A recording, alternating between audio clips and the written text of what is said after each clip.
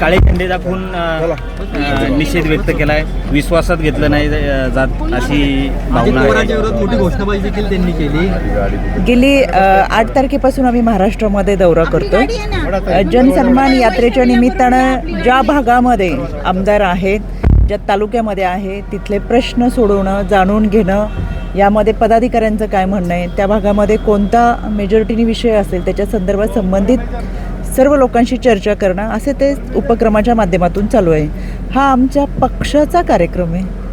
त्याच्यामुळे मला वाटतं आशाताईंना त्याची थोडीफार कल्पना असेल, पण अशा पद्धतीने झेंडा दाखवण्यापेक्षा त्या दादांकडे जरी आल्या असत्या तरी दादांनी त्यांचं म्हणणं ऐकून घेतलं असतं. मला असं वाटतं की ही एक स्टंटबाजी आहे आणि दादा कोणीही आलं, नाव गाव जात धर्मपात काही विचारत, पक्षही विचारत नाही, ज्याचं येईल त्याची तक्रार ऐकून घेतात आणि प्रश्न सोडवतात. इथे हा संपूर्ण महाराष्ट्राला माहिती आहे. त्याच्यामुळे असे स्टंटबाजीचे प्रकार मध्ये मध्ये होत राहणार आहेत आणि आम्हाला त्याचं विशेष वाटत नाही. महायुतीत ठिणगी पडण्याची अजिबात काही कारण नाही. कसली ठिणगी?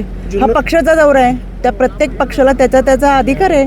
पक्षाचा प्रचार करणं, पक्षाची विचारधारा पोहोचवणं. दादा पक्षाचे आमचे अध्यक्ष आहे, अध्यक्षाचा अधिकार आहे. आमच्या आमदारांना भेटणं, त्याच्या मतदारसंघातले प्रश्न जाणून घेणं आणि आजची बैठक होती ती त्या भागातल्या जनतेचे प्रश्न होते ते समजून घेण्यासाठी होते. त्यांचा काही प्रश्न असेल तर त्यांनी दादांना येऊन भेटायला पाहिजे होतं. ही पर्यटनाची बैठक होती. मात्र व्हिडिओ असतील, अधिकारी असतील, तर अधिकाऱ्यांना बोलवून घेऊन हा कार्यक्रम करण्यात आला. मग हा पक्षाचा कार्यक्रम कसा, असा आरोप त्यांचा आहे. नागरिकांचे काही प्रश्न असतात तर जागच्या जागी सोडवता येतात, ही दादांची खासियत आहे. करतो, सांगतो, मग महिन्यांनी या असं होत नाही. तिथं अनेकांनी जे प्रश्न विचारले त्या सगळ्या प्रश्नांची उत्तरं संबंधित अधिकाऱ्यांना समोर विचारूनच त्याची उत्तरं दिली आणि लगेचच त्याच्यावरती तासात करा. काही त्या प्रश्नांना दादांनी सांगितलं मी दुपारपर्यंत तुमच्या भागात आहे, मला माहिती घ्या आणि हा प्रश्न सुटला पाहिजे ते सांगा.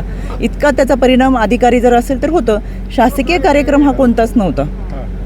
त्याच्यामुळे अशा स्टंटबाजी कोणी करून स्वतःला प्रसिद्ध करायचा उगाच काहीतरी प्रयत्न करू नये. आंबेगाव तालुक्यात महायुतीची बैठक खरं तर कार्यक्रमानंतर बोलवण्यात आलेली आहे, मात्र शिंदे सेनेने यावरती बहिष्कार टाकलेला आहे या बैठकीला. संपूर्ण महाराष्ट्रामध्ये आम्ही फिरताना दिवसभराचे कार्यक्रम झाल्यानंतर सायंकाळच्या बैठका ह्या एकत्रित महायुतीच्या आहेत.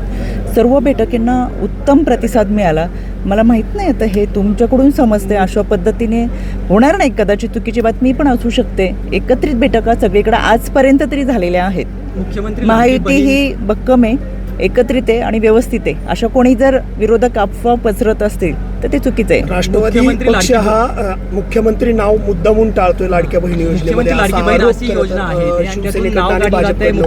फोटो वापरला जात नाहीये. आपण पाहतोय बऱ्याच नावांचं आपण शॉर्टकट करतो कारण की वापरताना सोपं जातं.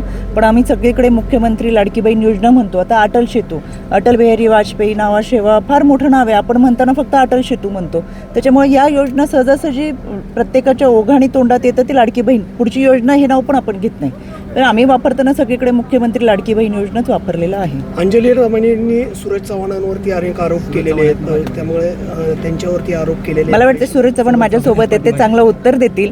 काहींना खास आमच्या पक्षावरती आरोप करण्यासाठीच ठेवलेला आहे.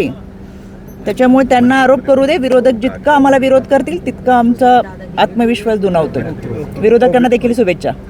धन्यवाद.